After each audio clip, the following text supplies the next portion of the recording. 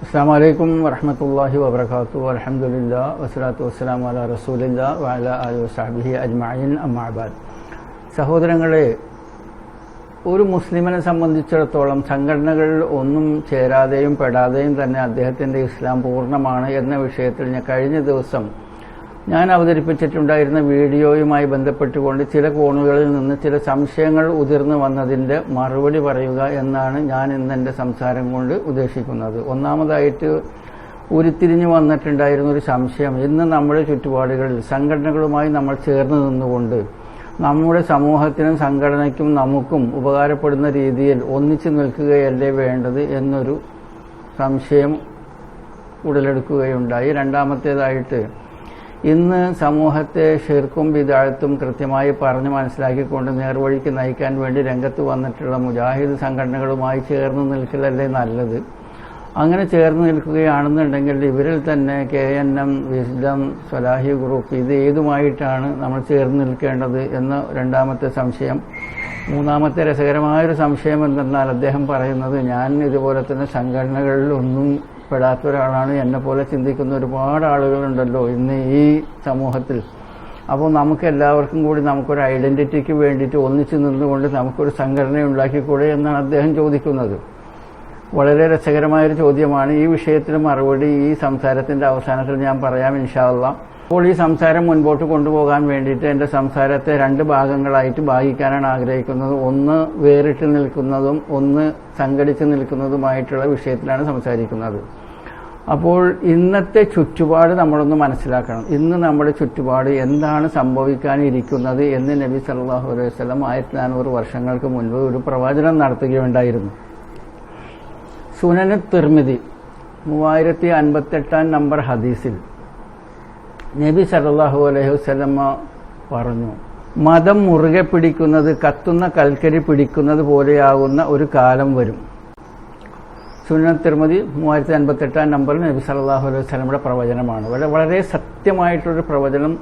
ആ പ്രവചനം പുലർന്നിരിക്കുന്നു. ഇന്ന് നമ്മുടെ ഇടയിൽ ഒരുപാട് ഗ്രൂപ്പുകൾ ഉണ്ടായി. ആ ഗ്രൂപ്പുകൾ പരസ്പരം ചേരിതിരിഞ്ഞ് പോരടിക്കുകയും ചെളിവാരി എറിയുകയും ചെയ്യുന്നത് കണ്ടു കഴിഞ്ഞപ്പോൾ പല യുവാക്കളും ഇന്ന് ഇസ്ലാം വിട്ടു പോവുകയും മുസ്ലിങ്ങളോ അല്ലെങ്കിൽ നിരീശ്വരവാദികളോ ഒക്കെ ആയിത്തീരുന്ന ചുറ്റുപാടിലേക്കാണ് പോയിക്കൊണ്ടിരിക്കുന്നത്. അപ്പോൾ മതം മുറുകെ പിടിക്കുക എന്ന് പറയുന്നത് കത്തുന്ന കൽക്കരി പിടിക്കുന്നത് പോലെയാണ്. ഓക്കെ, നമ്മുടെ വിഷയത്തിലേക്ക് തിരിച്ചു വരികയാണെന്നുണ്ടെങ്കിൽ നമ്മൾ ആദ്യമായിട്ട് വേറിട്ട് നിൽക്കുന്നതുമായിട്ട് ബന്ധപ്പെട്ടുകൊണ്ട് സംസാരിക്കാം. വേറിട്ട് നിൽക്കുന്നതാണെന്നുണ്ടെങ്കിലും ഒന്നിച്ച് നിൽക്കുന്നതാണെന്നുണ്ടെങ്കിലും നമ്മുടെ ലക്ഷ്യം എന്താണ്? ലക്ഷ്യം സ്വർഗമാണ്. ഈ സ്വർഗത്തിലേക്ക് എത്താൻ വേണ്ടിയിട്ട് ചിലപ്പോൾ വേറിട്ട് നിൽക്കേണ്ടി വരും, ചിലപ്പോൾ ഒന്നിച്ച് നിൽക്കേണ്ടതായിട്ടും വരും. അപ്പോൾ വേറിട്ട് നിന്നുകൊണ്ട് തന്നെ സ്വർഗത്തിലേക്ക് പോയിട്ടുള്ള വിഷയമായി ഞാൻ ഒരു ഹദീസ് നിങ്ങളുടെ മുന്നിൽ കാണിക്കാം. ആ ഹദീസ് അബൂ ഹുറൈറ റളിയല്ലാഹു അൻഹുവിൽ നിന്ന് റിപ്പോർട്ട് ചെയ്യുന്ന ഒരു ഹദീസാണ്. ഇത് മുത്തഫഖുൻ അലൈഹി, അൽ ബുഖാരിയും മുസ്ലിമും റിപ്പോർട്ട് ചെയ്തിട്ടുള്ള ഹദീസാണ്. ഈ ഹദീസിനകത്ത് നബി സല്ലല്ലാഹു അലൈഹി വസല്ലമയുടെ അടുത്ത് ഒരു അറാബി, ഒരു ഗ്രാമീണൻ അല്ലെങ്കിൽ ഒരു ബദു വന്നുകൊണ്ട് പറയുകയാണ്, പ്രവാചകരെ, എനിക്ക് സ്വർഗത്തിൽ പ്രവേശിക്കാൻ ഉതകുന്ന ഒരു കാര്യം പറഞ്ഞു തരണമേ എന്ന് പറഞ്ഞപ്പോൾ നബി സല്ലല്ലാഹു അലൈഹി വസല്ലം അദ്ദേഹത്തോട് പറഞ്ഞു കൊടുക്കുകയാണ്, നീ അള്ളാഹുവിനെ ആരാധിക്കുക, അള്ളാഹുവിൽ ഒന്നിനെയും പങ്കു ചേർക്കാതിരിക്കുക, നമസ്കാരം നിലനിർത്തുക, സക്കാത്ത് കൊടുക്കുക, റമദാൻ മാസത്തിൽ നോമ്പനുഷ്ഠിക്കുക. ഇത് കേട്ട് കഴിഞ്ഞപ്പോൾ അദ്ദേഹം, ആ അറാബി, ആ വധു പറഞ്ഞു, ഞാൻ ഇതിലൊന്നും തന്നെ ചേർക്കുകയില്ല, കൂട്ടിച്ചേർക്കുകയില്ല, ഇത് അനുഷ്ഠിക്കും എന്ന് പറഞ്ഞുകൊണ്ട് അദ്ദേഹം തിരിഞ്ഞു നടക്കുകയാണ്. ഈ നടക്കുന്ന സമയത്ത് നബി സല്ലല്ലാഹു അലൈഹി വസല്ലമ അദ്ദേഹത്തെ ചൂണ്ടിക്കാണിച്ചുകൊണ്ട് പറയുകയാണ് സഹാബിമാരോട്, സ്വർഗത്തിൽ നിന്നുള്ള ഒരാളെ കാണണമെങ്കിൽ നിങ്ങൾ അദ്ദേഹത്തെ നോക്കൂ എന്ന്. ഈ ഹദീസ് ഇവിടെ ഞാൻ പോസ്റ്റ് ചെയ്തിട്ടുണ്ട്, നിങ്ങളത് പോസ്റ്റ് ചെയ്തുകൊണ്ട് വായിച്ച് മനസ്സിലാക്കാം. അപ്പോൾ ഇവിടെ പറയാൻ വേണ്ടി ഉദ്ദേശിക്കുന്നത് എന്തെന്നാൽ, ഒരു സംഘടനയും ഇല്ലാതെ ഇത്രയും കാര്യങ്ങൾ ചെയ്തുകൊണ്ട് അദ്ദേഹം സ്വർഗത്തിൽ പ്രവേശിച്ചു എന്നുണ്ടെങ്കിൽ നമുക്കൊക്കെ സംഘടനകളില്ലാതെ തന്നെ സ്വർഗത്തിൽ പ്രവേശിക്കാനുള്ള വഴികൾ ഒരുപാടുണ്ട്. വേറെ ഒരു വിഷയം കൂടി നമ്മൾ ഇതുമായി ബന്ധപ്പെട്ട് മനസ്സിലാക്കേണ്ടത്, നബി സല്ലല്ലാഹു അലൈഹി വസല്ലമ കേട്ടുകൊണ്ടിരുന്ന സഹാബി വൈദ്യന്മാർ റളിയല്ലാഹു അൻഹും അജ്മഈൻ, അവർക്കാർക്കും തന്നെ സംഘടന ഉണ്ടായിരുന്നില്ല. ഇസ്ലാമിന്റെ ആദ്യകാലത്ത് അഹ്ലുസുന്ന വൽ ജമാഅ അന്നും ഇന്നും ഒരേ ഒരു സംഘടന മാത്രമേ ഉള്ളൂ. പിന്നീട് പിഴച്ച വാദവുമായി ഷിയാക്കൾ വന്നതോടുകൂടിയിട്ട് സംഘടനയുടെ തുടക്കമായി. അവിടെ നിന്ന് അങ്ങോട്ട് ഖാരിജികളും പിന്നെ അവിടെ നിന്ന് അങ്ങോട്ട് സംഘടനകളും. ഈ സ്ക്രീനിൽ നിങ്ങൾക്ക് കാണാൻ കഴിയും സമസ്ത ഗ്രൂപ്പ് തന്നെ 25 പേരുണ്ട്. അതേപോലെ തന്നെ മറ്റുള്ളവർ 17. മൊത്തം 42 ഗ്രൂപ്പുകളുണ്ട് ഇന്ന് നമ്മുടെ കേരളത്തിൽ. അപ്പോൾ ഇത്തരത്തിൽ ഒരുപാട് ഗ്രൂപ്പുകൾ നമ്മളെ തെറ്റിദ്ധരിപ്പിക്കുന്നതും കൺഫ്യൂസ് ആക്കുന്നതുമായ ചുറ്റുപാടിൽ ഒരു മനുഷ്യനെ സംബന്ധിച്ചിടത്തോളം, ഒരു ഈമാനുള്ള മുസ്ലിമിനെ സംബന്ധിച്ചിടത്തോളം അദ്ദേഹം ഒറ്റക്ക് നിൽക്കുകയും ഖുർആനും ഹദീസും സ്വന്തം വായിച്ചു പഠിക്കുകയും പണ്ഡിതന്മാരിൽ നിന്ന് അഭിപ്രായങ്ങൾ ചോദിച്ചറിയുകയും അദ്ദേഹം അറിവ് നേടുകയും ചെയ്തുകൊണ്ട് ജീവിച്ചു കഴിഞ്ഞാൽ അത് മാത്രം മതി അദ്ദേഹത്തിൻ്റെ ജീവിതം ധന്യമാവുക. അല്ലെങ്കിൽ ഇദ്ദേഹത്തെ സംബന്ധിച്ചിടത്തോളം ഒരുപാട് ഫിത്നകളും ഉസ്വാസുകളും ഒക്കെ ഉണ്ടായിക്കൊണ്ട് അദ്ദേഹം പിന്നീട് നിരീശ്വരവാദത്തിലേക്കും മുസ്ലിമിസത്തിലേക്കും ഒക്കെ പോകാൻ സാധ്യതയുള്ളതുകൊണ്ട് ഒരു മനുഷ്യനെ സംബന്ധിച്ചിടത്തോളം അള്ളാഹുവിലും അള്ളാഹുവിൻ്റെ പ്രവാചകനും കൽപ്പിക്കപ്പെട്ടതിനെ മുറുകെ പിടിച്ചുകൊണ്ട് ജീവിക്കാനാണ് പറയുന്നത്. അതിന് ഉപോത്ബലകമായിട്ടുള്ള ചില ഹദീസുകൾ ഞാനിവിടെ കാണിച്ചു തരാം. ഈ ഹദീസ് വളരെ സുദീർഘമായിട്ടൊരു ഹദീസാണ്. ഈ ഹദീസിൽ ഹുദൈഫ റളിയല്ലാഹു അൻഹു നബി സല്ലല്ലാഹു അലൈഹി വസല്ലമയോട് ചില ചുറ്റുപാടുകൾ ചോദിക്കുന്നു. ആ ചുറ്റുപാടുകൾ വന്നു കഴിഞ്ഞാൽ ഞാൻ എന്ത് ചെയ്യണം എന്നുള്ളതിന് ചോദ്യത്തിന് നബി സല്ലല്ലാഹു അലൈഹി വസല്ലമ മറുപടി പറയുന്നതായിട്ടാണ് ഈ ഹദീസ്. ഈ ഹദീസ് അൽ ബുഖാരി റിപ്പോർട്ട് ചെയ്തിരിക്കുന്നതാണ്. 456-803 നമ്പറായിട്ട് ഈ ഹദീസ് ഞാനിവിടെ പോസ്റ്റ് ചെയ്തിട്ടുണ്ട്. സ്ക്രീൻ പോസ്റ്റ് ചെയ്തുകൊണ്ട് ഈ ഹദീസ് വായിക്കാം. ഈ ഹദീസിന്റെ അവസാനത്തിൽ നമുക്കിങ്ങനെ മനസ്സിലാക്കാൻ കഴിയും. ഹുദൈഫ റളിയല്ലാഹു അൻഹു ചോദിക്കുകയാണ്, ഒരു ചുറ്റുപാട് വരികയാണ്, മുസ്ലിങ്ങൾക്ക് ഒരു ജമാഅത്തോ ഇമാമോ ഇല്ലാത്തൊരു ചുറ്റുപാടുകൾ വരികയാണെന്നുണ്ടെങ്കിൽ ഞാൻ എന്ത് ചെയ്യണം എന്നതിന് നബി സല്ലല്ലാഹു അലൈഹി വസല്ലമ പറയുന്നത്, ആ അവസ്ഥയിൽ നീ മരിക്കുന്നത് വരെ ജീവിക്കേണ്ടി വരികയാണെന്നുണ്ടെങ്കിൽ ഒരു മരത്തിന്റെ മൂട് കടിച്ചു പിടിച്ചാണെന്നുണ്ടെങ്കിലും, അതായത് വേരുകൾ തിന്നുകൊണ്ട് ജീവിക്കേണ്ടി വന്നാലും നീ ഈ സംഘടനകളിൽ നിന്നൊക്കെ വിട്ടുനിൽക്കുക എന്നുള്ളതാണ് നിർദ്ദേശം കൊടുത്തിരിക്കുന്നത്. അപ്പൊ ഇന്നത്തെ നമ്മുടെ ചുറ്റുപാടിൽ ജമാഅത്തില്ലാത്തതോ നേതാവില്ലാത്തതോ അല്ല, ജമാഅത്തുകൾ ഒരുപാടായി, നേതാവുകൾ ഒരുപാടായി. ഇതിലേതാണ് ശരിയായ നേതാവ്, ഇതിലേതാണ് ശരിയായ ജമാഅത്ത് എന്ന് മനസ്സിലാക്കാൻ കഴിയാത്തൊരു ചുറ്റുപാടുകൾ വരുമ്പോൾ ഇവിടെ നബി സല്ലല്ലാഹു അലൈഹി വസല്ലമയുടെ ഹദീസ് ഖുർആനും നമ്മൾ അണപ്പല്ലുകൊണ്ട് കടിച്ചു പിടിച്ച് ജീവിക്കാനാണ് പറയുന്നത്. അപ്പോൾ നമ്മൾ ഇവിടെ വേറിട്ട് നിൽക്കാനാണ് നമ്മളോട് കൽപ്പിക്കപ്പെട്ടിരിക്കുന്നത്. അങ്ങനെയാണ് നമ്മൾ നിൽക്കേണ്ടത്. അതുമായി കൂടുതൽ ബന്ധപ്പെട്ട് പറയുകയാണെന്നുണ്ടെങ്കിൽ സത്യത്തിലേക്ക് ആളുകളെ ക്ഷണിക്കുന്ന ഒരു സംഘത്തെ ഒരു മുസ്ലിം കണ്ടെത്തുമ്പോൾ അവൻ അവരെ സഹായിക്കുകയും അവരിൽ ഒരാളാകുകയും വേണം. അവരെ പ്രോത്സാഹിപ്പിക്കുകയും സത്യത്തിൽ ഉറച്ചു നിൽക്കാൻ അവരെ സഹായിക്കുകയും വേണം. അത്തരത്തിലൊരു ജമാഅത്ത് അവന് കണ്ടെത്താൻ കഴിയുന്നില്ലെങ്കിൽ അവൻ സത്യത്തിൽ ഉറച്ചു നിൽക്കണം. അവൻ ഏകനാണെങ്കിൽ പോലും അവൻ ഒരു ജമാഅത്തായിരിക്കും. ഇതാണ് ഇബ്നു മസ്ഊദ് റളിയല്ലാഹു അൻഹു അംർ ഇബ്നു മൈമൂനിനോട് പറഞ്ഞതിന്റെ ആശയം. അതിങ്ങനെയാണ്, നിങ്ങൾ ഒറ്റക്കാണെങ്കിലും സത്യത്തിന് അനുസൃതമായാണ് നിലകൊള്ളുന്നതെങ്കിൽ നിങ്ങൾ ഒരു ജമാഅത്താണ്. ഇതാണ് വൺ മാൻ ആർമി, ഇതാണ് വൺ മാൻ ജമാഅത്ത് എന്ന് പറയുന്നത്. അപ്പോൾ ഇത്തരത്തിൽ നമ്മളെ സംബന്ധിച്ചിടത്തോളം ഇന്ന് നമുക്ക് ഇക്കണ്ട ജമാഅത്തുകളും ഇക്കണ്ട നേതാക്കന്മാരും ഉള്ള സ്ഥലത്ത് ഏത് നേതാവാണ് ഏത് ജമാഅത്താണ് ശരിയെന്ന് മനസ്സിലാക്കാൻ പറ്റാത്ത ഒരു കൺഫ്യൂസ്ഡ് ആയിട്ടുള്ള ചുറ്റുപാട് വരുമ്പോൾ നമ്മളാണ് ഒറ്റ ജമാഅത്ത്, വൺ മാൻ ജമാഅത്തായിട്ട് നിൽക്കേണ്ടതാണ് ആവശ്യം എന്നാണ് നമുക്കിവിടെ മനസ്സിലാക്കാൻ കഴിയുന്നത്. ഇതാണ് വേറിട്ട് നിൽക്കുന്ന ജമാഅത്തുമായി ബന്ധപ്പെട്ടുകൊണ്ട് സംസാരിക്കാനുള്ളത്. ഇന്ന് സംഘടനകളൊക്കെ അവരുടെ സംഘടനയിലേക്ക് ജനങ്ങളെ ക്ഷണിക്കുന്നത് പോലെ തന്നെ ഇസ്ലാമിന്റെ ആദ്യകാലങ്ങളിൽ നിങ്ങൾ യഹൂദികളാവൂ, നിങ്ങൾ ക്രിസ്ത്യാനികളാവൂ എന്ന് പറഞ്ഞുകൊണ്ട് ജനങ്ങളെ അവരുടെ മതത്തിലേക്ക് ആ വിഭാഗക്കാർ യഹൂദികളും ക്രിസ്ത്യാനികളും ക്ഷണിച്ചിരുന്നതിനെ കുറിച്ചിട്ട് അള്ളാഹു സൂറ അൽ ബഖറ 135-ാമത്തെ വചനത്തിൽ പറയുന്നുണ്ട്, വഖാലൂ കൂനൂ ഹൂദൻ ഔ നസാറ. അവർ പറയുന്നു, നിങ്ങൾ യഹൂദിയായിക്കോ അല്ലെങ്കിൽ നിങ്ങൾ ക്രിസ്ത്യാനികളായിക്കോളൂ. എന്താണ് യഹൂദിയും ക്രിസ്ത്യാനിയും ആവുന്നത് കൊണ്ട് തഹ്തദൂ, നിങ്ങൾക്ക് ഹിദായത്ത് ലഭിക്കും എന്നാണ് പറഞ്ഞിരിക്കുന്നത്. അപ്പോൾ ഹിദായത്ത് ലഭിക്കണമെങ്കിൽ നിങ്ങൾ യഹൂദികളായിക്കോ ക്രിസ്ത്യാനികളായിക്കോ എന്ന് ഇസ്ലാമിന്റെ തുടക്കകാലത്ത് ജനങ്ങളെ അവർ ക്ഷണിച്ചിരുന്നെങ്കിൽ ഇന്ന് കാലത്ത് വ്യത്യസ്തമായ ഗ്രൂപ്പുകൾ വന്നുകൊണ്ട് നമ്മൾ അവരുടെ ഗ്രൂപ്പിലേക്ക് ക്ഷണിക്കുകയാണ്. വഖാലൂ കൂനൂ സമസ്ത, അവർ പറയുന്നു നിങ്ങൾ സമസ്ത ആയിക്കോ. അപ്പോൾ എന്താണ് സംഭവിക്കുക? തഹ്തദൂ, നിങ്ങൾക്ക് ഹിദായത്ത് കിട്ടും. അപ്പുറത്ത് മുജാഹിദീങ്ങൾ വന്നിട്ടും ഇത് തന്നെ പറയുന്നത്, വഖാലൂ കൂനൂ മുജാഹിദ് തഹ്തദൂ, നിങ്ങൾക്ക് ഹിദായത്ത് ലഭിക്കുമെന്ന് അവർ പറയുന്നു. ഇപ്പുറത്ത് വന്ന് ജമാഅത്ത് ഇസ്ലാമി പറയുന്നത് എന്താണ്? വഖാലൂ കൂനൂ ജമാഅത്ത് ഇസ്ലാമി, നിങ്ങൾ ജമാഅത്ത് ഇസ്ലാമി ആയിക്കോ, അപ്പോൾ നിങ്ങൾക്ക് ഹിദായത്ത് ലഭിക്കും എന്നാണ് അവർ പറയുന്നത്. അപ്പോൾ അതിന് മറുപടി പറയാൻ വേണ്ടിയിട്ട് അതേ ആയത്തിൽ തന്നെ അല്ലാഹു സുബ്ഹാനഹു വ തആല എന്താണ് പറഞ്ഞിട്ടുണ്ടായിരുന്നത്? ഖുൽ ബൽ മില്ലത ഇബ്രാഹിം ഹനീഫൻ വമാ കാന മിനൽ മുശ്രിക്കീൻ. പറയുക, വക്രതയില്ലാത്ത ഇബ്രാഹിം അലൈഹിസ്സലാമിന്റെ മതമാണ് ശരിയായിട്ടുള്ള മതം ഇബ്രാഹിം അലൈഹിസ്സലാം മുശ്രിക്കുകളിൽപ്പെട്ടവനായിരുന്നില്ല. വമാ കാന മിനൽ മുശ്രിക്കീൻ.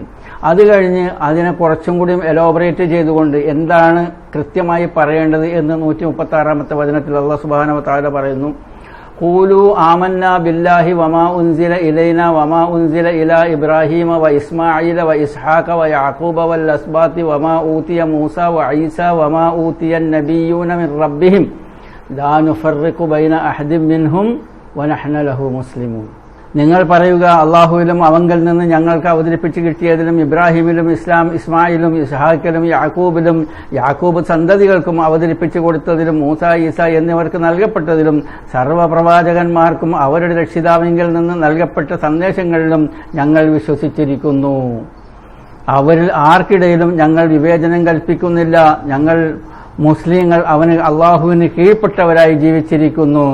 ലാ നുഫർറിഖു ബൈന അഹദിൻ മിൻഹും വ നഹ്നു ലഹു മുസ്ലിമൂൻ. ഇതാണ് കൂടുതൽ എലോബറേറ്റ് ചെയ്തുകൊണ്ട് വരൂ ഹിദായത്ത് ലഭിക്കും, യഹൂദിയാവോ ക്രിസ്ത്യാനിയാവോ എന്ന് പറയുന്നതിന് കൃത്യമായിട്ടുള്ള മറുപടി ഇതാണ്. അത് കഴിഞ്ഞ് അല്ലാഹു സുബ്ഹാനഹു വ തആല അടുത്ത വചനത്തിൽ പറയുന്നത് എന്താണ്? നിങ്ങൾ ഈ വിശ്വസിച്ചതുപോലെ. എങ്ങനെ വിശ്വസിച്ചു? ഇബ്രാഹിം അലൈഹിസ്സലാമിനും ഇസ്ഹാഖ് അലൈഹിസ്സലാമും യാക്കൂബ് അലൈഹിസ്സലാമിനും യാക്കൂബ് അലൈഹിസ്സലാമിന്റെ സന്താന പരമ്പരകൾക്കും ഈസാ അലൈഹിസ്സലാമിനും മൂസ അലൈഹിസ്സലാമിനും അവതരിച്ചതിൽ ഞങ്ങൾ വിശ്വസിച്ചിരിക്കുന്നു എന്ന പോലെ അവർ വിശ്വസിക്കുകയാണെന്നുണ്ടെങ്കിൽ അവിടെയാണ് ഹിദായത്ത് ലഭിക്കുക. നമ്മൾ ആദ്യം എന്താണ് പറഞ്ഞത്? വരൂ നിങ്ങൾക്ക് ഹിദായത്ത് ലഭിക്കണമെന്നുണ്ടെങ്കിൽ യഹൂദിയാവൂ ക്രിസ്ത്യാനിയാവൂ എന്ന് പറഞ്ഞില്ലേ? അല്ലാഹു കൊടുത്തിട്ടുള്ള മറുപടി ഇതാണ്. നമ്മൾ നേരത്തെ പറഞ്ഞു തന്ന രീതിയിൽ നിങ്ങൾ വിശ്വസിക്കുകയാണെന്നുണ്ടെങ്കിൽ അവിടെയാണ് നിങ്ങൾക്ക് ഹിദായത്ത് ലഭിക്കുന്നത്. ഇൻ ആമനു ബിമിസ്ലിമ ആമൻതും ബിഹി ഫഖദ് ഇഹ്തദൗ വ ഇൻ തവല്ലൗ ഫഇന്നമാ ഹും ഫീ ശിഖാഖ് ഫസയക്ഫീകഹുമുല്ലാഹു വഹുവസ് സമീഉൽ അലീം. നിങ്ങൾ ഈ വിശ്വസിച്ചതുപോലെ അവരും വിശ്വസിച്ചിരുന്നാൽ അവർ നേർമാർഗത്തിലായി കഴിഞ്ഞിരിക്കുന്നു. അതായത് അവർക്ക് ഹിദായത്ത് കിട്ടിക്കഴിഞ്ഞിരിക്കുന്നു. അവർ പിന്തിരിഞ്ഞ് കളയുകയാണെങ്കിലോ അവരുടെ നിലപാട് കക്ഷി മാത്സര്യം മാത്രമാകുന്നു. അവരിൽ നിന്ന് നിന്നെ സംരക്ഷിക്കാൻ അള്ളാഹു മതി. അവൻ എല്ലാം കേൾക്കുന്നവനും എല്ലാം അറിയുന്നവനുമത്രേ. ഇനി ഫർദർ ആ ആയത്തിന്റെ 138-ാമത്തെ വചനത്തിൽ അള്ളാഹു പറയുകയാണ്, എന്താണ് ഇസ്ലാമാണ് മതം. ആ ഇസ്ലാമിനെ നിങ്ങൾ കൊണ്ടു നടക്കുക. ഇവിടെ വർണ്ണം എന്ന വാക്കാണ് ഉപയോഗിച്ചിരിക്കുന്നത്. സിബഖത്ത് അള്ളാഹുവിന്റെ വർണ്ണം. അള്ളാഹുവിന്റെ വർണ്ണം എന്ന് പറഞ്ഞാൽ തഫ്സീർ ഗ്രന്ഥങ്ങൾ നമുക്ക് കാണാൻ കഴിയും. അള്ളാഹുവിന്റെ വർണ്ണം എന്ന് ഉദ്ദേശിക്കുന്നത് അള്ളാഹുവിന്റെ മതം. ആ മതമാണ് ഇസ്ലാം. സിബഖത്ത് വമൻ അഹ്സനു മിനല്ലാഹി സിബ വനഹ്നു ലഹു ആബിദൂൻ. അള്ളാഹു നൽകിയ വർണ്ണമാകുന്നു നമ്മുടേത്. അള്ളാഹുവേക്കാൾ നന്നായി വർണ്ണം നൽകുന്നവൻ ആരുണ്ട്? അവനെയാകുന്നു ഞങ്ങൾ ആരാധിക്കുന്നത്. അപ്പോൾ ഇവിടെ അള്ളാഹുവിന്റെ വർണ്ണം എന്ന് അള്ളാഹു ഉദ്ദേശിച്ചിരിക്കുന്നത് മുസ്ലിം ആവാനാണ് പറഞ്ഞിരിക്കുന്നത്. അപ്പോൾ ഇവിടെ നമ്മൾ മുസ്ലിം ആവുകയാണ് വേണ്ടത്, അല്ലെങ്കിൽ സംഘടനയാവുകയല്ല വേണ്ടത് എന്ന് വളരെ കൃത്യമായിട്ട് നമുക്കിവിടെ മനസ്സിലാകുന്നുണ്ട്. അപ്പോൾ ഇനി തർക്കിക്കാൻ വരുന്ന ഓരോ സംഘടനക്കാരോട് നമ്മൾ പറയേണ്ടത് 119-ാമത്തെ വചനത്തിൽ കാണാം. അത് ഇന്നത്തെ വിഷയമല്ല കേട്ടോ. ഇത് സംസാരിച്ചുകൊണ്ടിരിക്കുന്നത് അന്ന് യഹൂദിയായിക്കോ ക്രിസ്ത്യാനിയായിക്കോ എന്ന് പറഞ്ഞുകൊണ്ട് ക്ഷണിക്കുന്നവർക്കുള്ള മറുപടിയാണ്. പക്ഷേ ഇന്നത്തെ കാലത്ത് സമസ്തയായിക്കോ മുജാഹിദായിക്കോ ജമാഅത്തായിക്കോ എന്ന് പറയുന്നവർക്കും ഈ അപ്ലിക്കബിൾ ആണ് ഈ ചുറ്റുപാടുകൾ എന്ന് പറയുന്നത് മാത്രം. പക്ഷെ അവർക്ക് വേണ്ടി അവതരിച്ചിട്ടുള്ളതല്ല, അതുമായിട്ട് ബന്ധപ്പെട്ടതുമല്ല.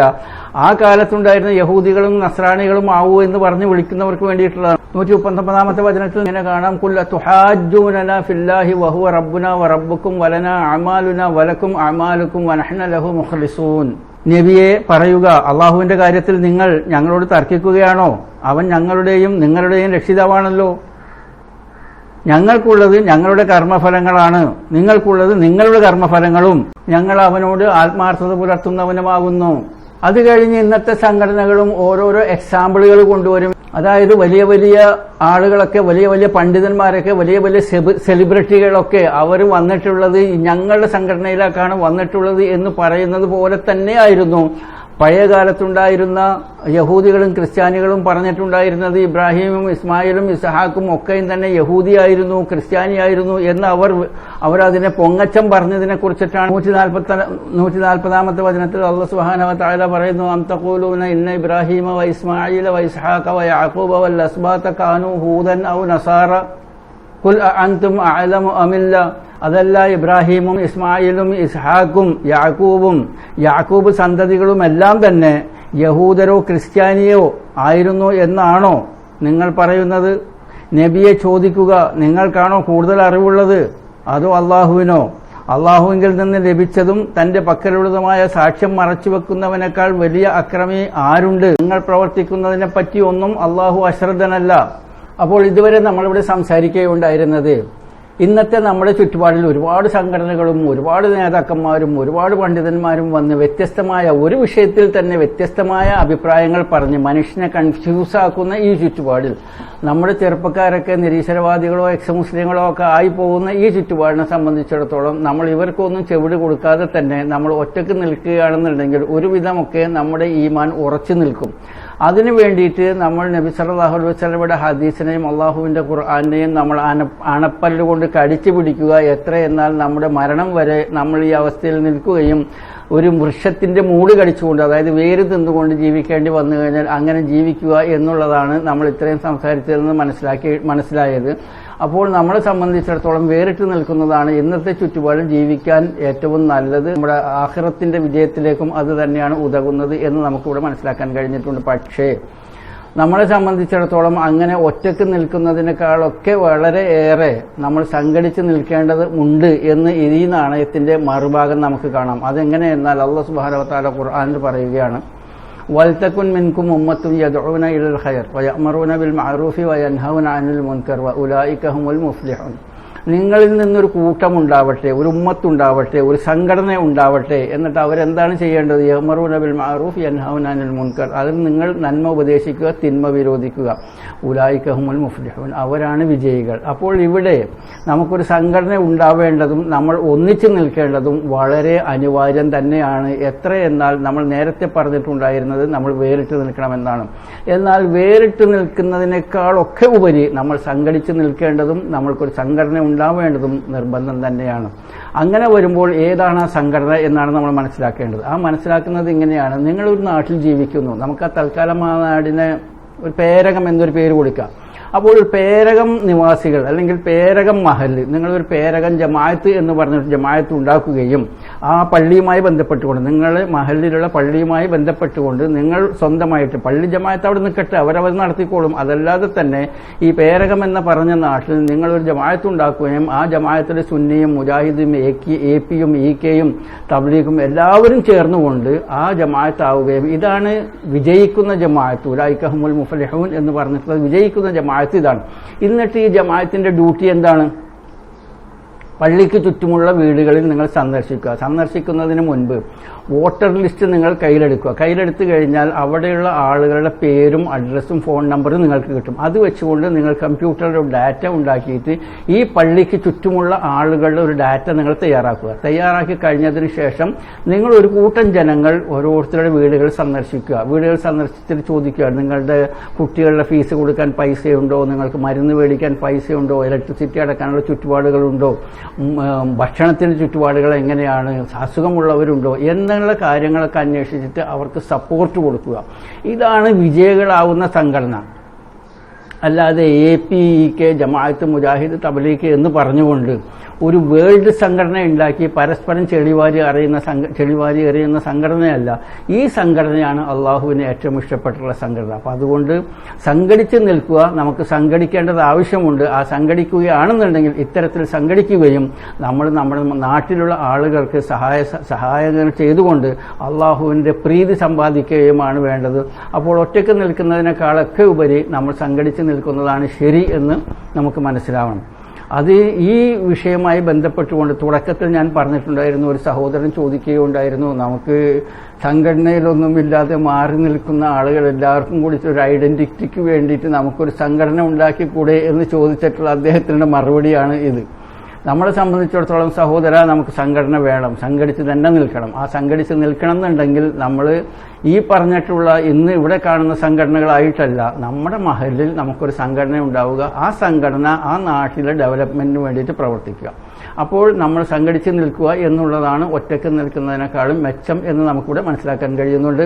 പിന്നെ പള്ളികളെ സംബന്ധിച്ച് പറയുകയാണെന്നുണ്ടെങ്കിൽ അവിടുത്തെ പള്ളി കമ്മിറ്റിക്കാരെ കുറിച്ച് പറയുകയാണെന്നുണ്ടെങ്കിൽ ഒരുപാട് പറയാനുണ്ട്. അപ്പോൾ നമുക്ക് പള്ളികൾ ഏത് തരമായിരിക്കണമെന്നും ആ പള്ളിയിലെ പള്ളി കമ്മിറ്റിക്കാരായതുകൊണ്ട് എത്തരത്തിൽ അവർ നരകത്തിലേക്ക് അടുക്കുന്നു എന്നുള്ളതുമായി ബന്ധപ്പെട്ടുകൊണ്ട് ഇൻഷാ അല്ലാഹ് ഞാൻ അടുത്ത വീഡിയോയിൽ സംസാരിക്കുന്നതായിരിക്കും. ഇവിടെ ഇപ്പോൾ ഇത്രയും സംസാരിച്ചുകൊണ്ട് ഞാൻ എൻ്റെ സംസാരം ഉപസംഹരിക്കുന്നു. വാഖിർ ദഅവാന അൽഹംദുലില്ലാഹി റബ്ബിൽ ആലമീൻ. അസ്സലാമു അലൈക്കും വറഹ്മത്തുള്ളാഹി വബറകാതുഹു.